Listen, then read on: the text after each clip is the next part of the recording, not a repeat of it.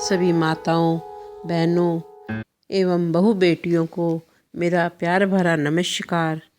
आज मैं लेकर आई हूँ माघ महीने की गणेश चौथ, जिसे सकट चौथ भी कहते हैं, तिलकुटनी भी कहते हैं, माही चौथ भी कहते हैं। माही चौथ की कहानी इस प्रकार है। एक साहूकारनी थे। वे घर में व्रत, पूजा पाठ, धर्म आदि कुछ भी नहीं करते। इसके कारण उनके कोई संतान नहीं थी। एक दिन साहूकारनी पड़ोस में गई। पड़ोसन माई चौथ की कहानी सुन रही थी। जब साहूकारनी उसके पास जाकर बोली, बहन आप ये क्या कर रहे हो?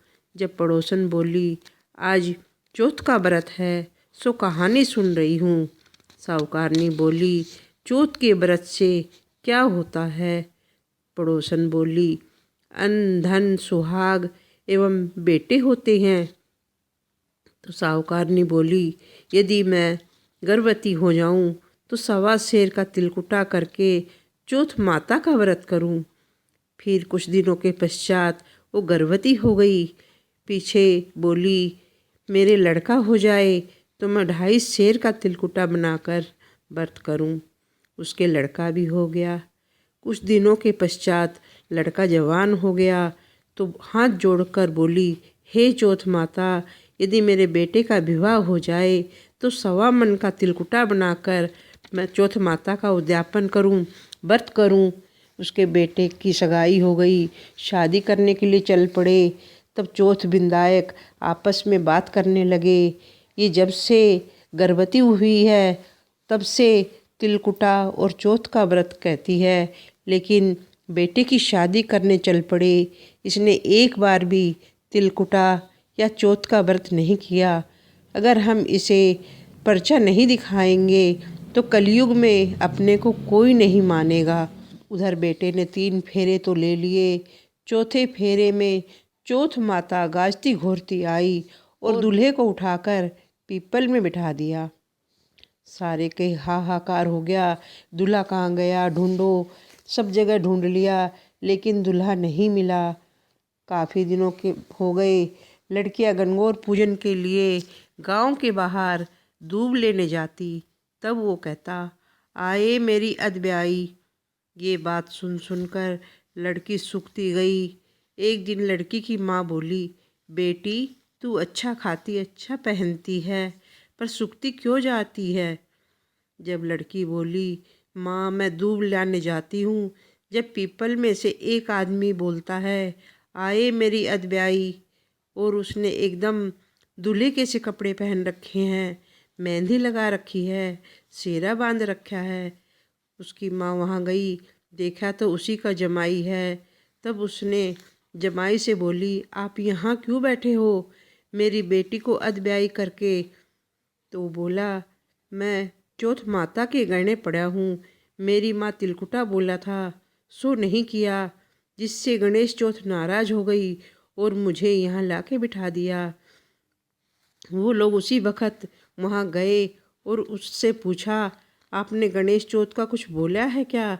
तो साहूकारनी बोली कि हाँ तिलकुटा बोला था।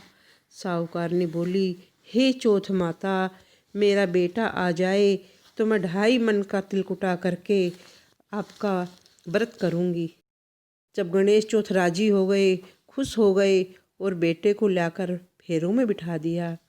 बेटे का ब्याह हो गया और उन्होंने 2.5 मन का तिलकुटा कर दिया और बोली, हे चौथ माता, तेरे आशीष से, तेरे आशीर्वाद से मेरे बेटे बहू आए हैं, जिसको सदा थारा तिलकुटा करके व्रत करूँगी और आपका आशीर्वाद कर लूँगी। सारे गांव में हिला फिरा दिया, सब कोई तिलकुटा करके चौथ का व्रत करियो। हे चौथ माता, उसके बेटे बहू मिलाए, ऐसे सबको मिलाइयो, सबको बेटे बहू दियो। कहते सुनते हुकारा भरते अपने सारे परिवार को दियो।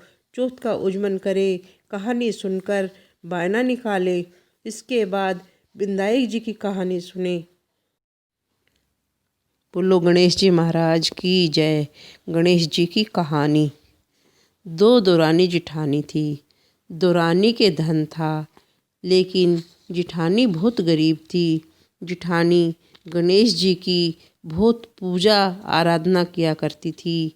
अपनी दौरानी के आटा पीसने जाती, जिस कपड़े से आटा छानती वो कपड़ा घर ले जाती और अपने पति को घोल कर पिला देती। एक दिन दौरानी के बच्चों ने देख लिया और अपनी माँ से बोले, माँ, ताई अपना आटा छानने का कपड़ा ले जाती है और ताऊ को घोल कर पिला देती है। उसकी दौरानी बात सुनकर बहुत खिजी और हंसी। जिठानी से बोली कि हमारे घर से जाओ तो आटा छानने का कपड़ा धरकर और हाथ धोकर जाया करो। वो हाथ धोकर घर आई तो पति बोला कि चून घोल कर दे। जिठानी बोली, आज तो आटा छानने का कपड़ा भी रख लिया और हाथ धुला कर भेजी है। तब उसके पति को बहुत गुस्सा आया।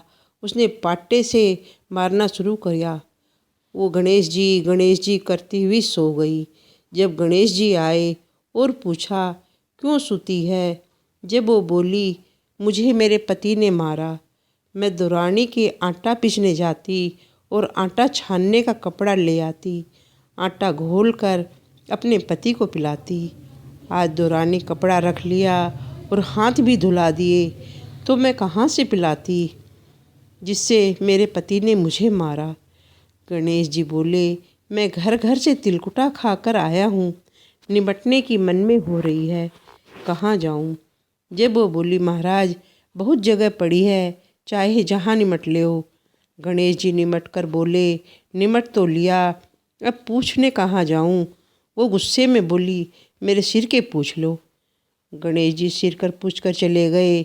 जब वो सुबह उठकर देखे तो सारे घर में धन ही धन हो गया, सारा सिर भी जगमग जगमग हो गया। धन इकट्ठा करने लग गई। दौरानी के जाने में देर हो गई। दौरानी ने बच्चों को भेजा, देख कर आओ आज ताई क्यों नहीं आई। बच्चों ने जाकर देखा, ताई तो धन इकट्ठा कर रही है। जब वे आपकी माँ को आकर बोले, ताई के तो बहुत धन हो गया। दौरानी भागी भागी जिठानी के पास आई और पूछा, आपके इतना धन कहाँ से आया? जब वो बोली, तू मुझे आटा छानने का कपड़ा नहीं दिया, तब मेरे पति ने मुझे पाटा ही पाटा मारा और मैं सो गई। गणेश जी आए, बोले, क्यों सूती है? जब मैं बोली, मेरे पति ने मुझे मारा। गणेश जी बोले, मुझे निमटने की मन में हो रही है। तो मैंने कहा, मेरा घर खाली पड़ा है, जहाँ मन हो वहाँ निमट लो। गणेश जी निमट लिए और बोले, अब मैं कहाँ पूछूं? जब मैं बोली, मेरे सिर में पूछ लो। गणेश जी सिर के पूछ कर चले गए। जब से मेरे घर में धन ही धन हो गया। इतनी बात सुनकर दौरानी अपने घर आई और अपने पति से बोली, मुझे भी पाटा ही पाटा से मारो।